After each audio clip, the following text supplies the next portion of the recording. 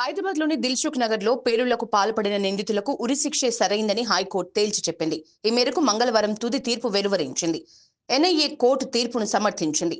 పేలుళ్లకు పాల్పడి అమాయకుల ప్రాణాలు తీసిన నిందితులు అఖ్తర్, జియా ఉర్ రెహమాన్, యాసిన్ భక్తల్, తహసీన్ అఖ్తర్, అజాజ్ షేక్లకు ఉరిశిక్ష విధించింది. 2013 ఫిబ్రవరి 21న దిల్సుఖ్ నగర్ బస్టాండ్ సమీపంలో కొద్ది నిమిషాల వ్యవధిలోనే 2 పేలుళ్లు జరిగాయి.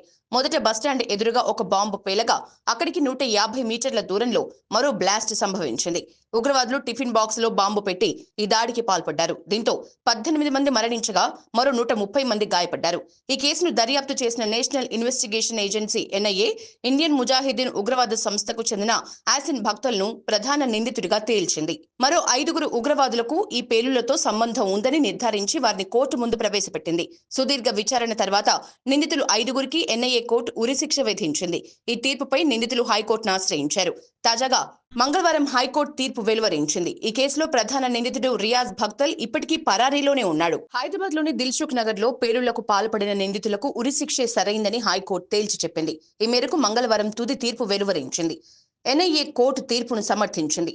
పేలుళ్లకు పాల్పడి అమాయకుల ప్రాణాలు తీసిన నిందితులు అఖ్తర్, జియా ఉర్ రెహమాన్, యాసిన్ భక్తల్, తహసీన్ అఖ్తర్, అజాజ్ షేక్లకు ఉరిశిక్ష విధించింది. 2013 ఫిబ్రవరి 21న దిల్సుఖ్ నగర్ బస్టాండ్ సమీపంలో కొద్ది నిమిషాల వ్యవధిలోనే 2 పేలుళ్లు జరిగాయి.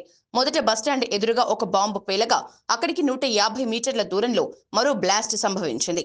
ఉగ్రవాదులు టిఫిన్ బాక్స్ లో బాంబు పెట్టి ఈ దాడికి పాల్పడ్డారు. దీంతో 18 మంది మరణించగా మరో 130 మంది గాయపడ్డారు.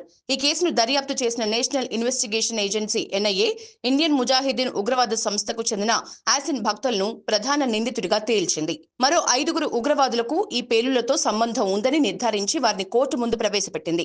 సుదీర్ఘ విచారణ తర్వాత నిందితులు 5గురికి ఎన్ఐఏ కోర్టు ఉరిశిక్ష విధించింది. ఈ తీర్పుపై నిందితులు హైకోర్టును ఆశ్రయించారు. తాజాగా మంగళవారం హైకోర్టు తీర్పు వెలువరించింది. ఈ కేసులో ప్రధాన నిందితుడు రియాజ్ భక్తల్ ఇప్పటికీ పరారీలోనే ఉన్నాడు.